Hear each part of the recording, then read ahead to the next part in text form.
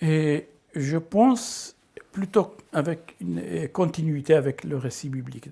Ce qu'on voit dans le Coran, c'est ce qu'on appelle dans la recherche, la recherche de la Bible.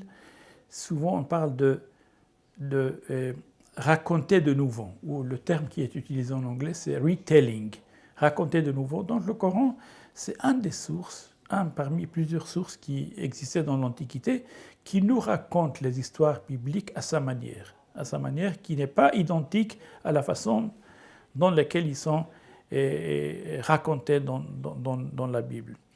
Et parce que le Coran, il a ses buts à lui qui sont différents du Coran, de la Bible. Je vous donnerai un exemple. Le Coran, lorsqu'on lit les récits bibliques dans le Coran, les récits que nous trouvons dans le Coran, mais qui sont parallèles aux récits bibliques, on trouve que souvent, dans les récits coraniques d'origine biblique, les choses sont présentées de manière très succincte, pas avec tous les détails qu'on trouve dans la Bible. Alors pourquoi le Coran présente les récits bibliques d'une manière succincte? On suppose qu'il le fait parce que le public auquel les récits bibliques sont adressés, nous supposons, c'est des publics qui connaissent l'histoire. Donc c'est pour ça que le Coran ne veut pas. L'intention du Coran n'est pas de raconter une histoire qui n'est pas connue, mais plutôt de faire rappeler une histoire qui est déjà connue. C'est pour ça que lorsqu'on voit les récits bibliques, la façon dans laquelle les récits bibliques sont racontés dans le Coran, souvent nous avons des mots-clés comme « udhkur fil kitab », mention dans le Coran tel et tel. C'est-à-dire que les histoires qui sont déjà connues, sont déjà bien enracinées chez les peuples qui les entendent, et ce que Muhammad a fait, c'est de faire évoquer et rappeler des histoires qui sont déjà connues pour des buts moraux, pour des besoins, pour des buts rituels, etc. Ce n'est pas vraiment de raconter une histoire de début jusqu'à la fin. Donc il y a très peu des histoires bibliques qu'on trouve de manière complète dans le Coran.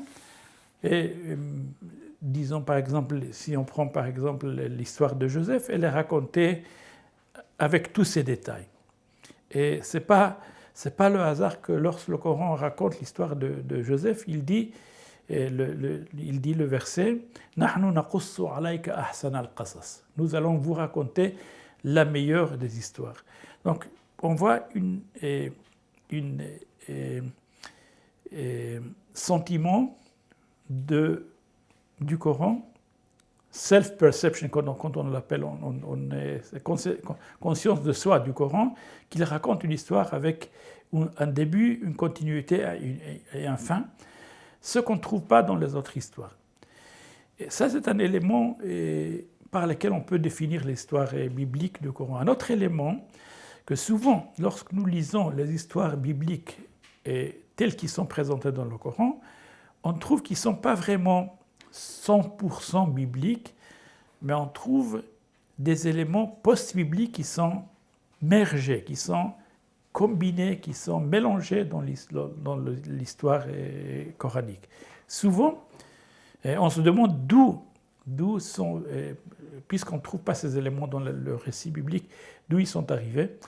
Donc, la réponse est, maintenant, nous pouvons la répondre de manière beaucoup plus claire, ce qui était de ce qu'on a répondu au début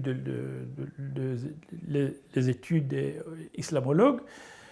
Et après toutes ces recherches qui ont été faites par l'école des études coraniques en Allemagne, en France, en d'autres pays de l'Europe au 19e et 20e siècle, et des chercheurs comme Abraham Geiger qui a fait une étude extraordinaire sur le sujet de qu'est-ce que l'islam a appris des sources juives.